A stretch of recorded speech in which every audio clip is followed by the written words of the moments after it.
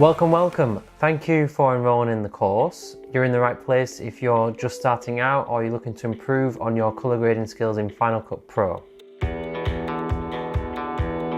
If you are a beginner, then this course will give you a complete foundation of knowledge when it comes to using the tools in Final Cut Pro, and you'll be getting a tried and tested formula to get you pro-looking color work that you can be proud of. I've seen a similar workflow being described as secret, or the Hollywood colorist method. So hopefully this saves you money on further education and also from scouring the internet for little bits of information that might not even tie together anyway. We break that workflow down here in small chunks and we'll build your knowledge step by step, giving you an overall deeper understanding of color grading without being more technical than we need to be. And you might also save money on LUTs and plugins, and we'll take a look at some free LUTs and help you get the best out of them.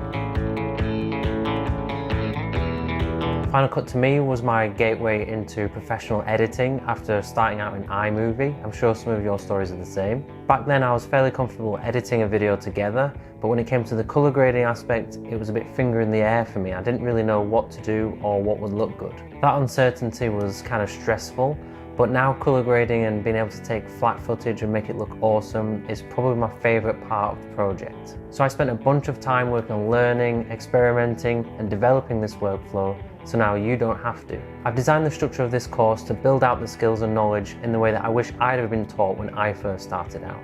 We cover the fundamentals of Final Cut Pro, and of course we're going through the whole workflow of taking footage that's straight out of camera and applying a creative look to it. And there are example walkthroughs of that throughout the course. So it's my aim here to get you more confident working with Final Cut Pro. I can't wait to share these tips with you, and I really hope you enjoy it. For me, the whole thing is a two-part process. We've got color correction, which is taking the footage out of camera, fixing any issues with white balance or exposure, we're matching shot to shot, and we're getting the footage to a neutral baseline. And secondly, there's applying a creative look to that footage, to get the audience to feel something or to convey a message or a time of day, and that's, strictly speaking, grading. It's helping you tell the story, it's helping your video stand out from the crowd and makes it look more professional. Mastering that process takes experience. Us filmmakers have to be multidisciplined, and it's one of those things that you're always working on developing. So in this course we'll obviously cover those fundamentals and of course the skills that you'll need in Final Cut Pro,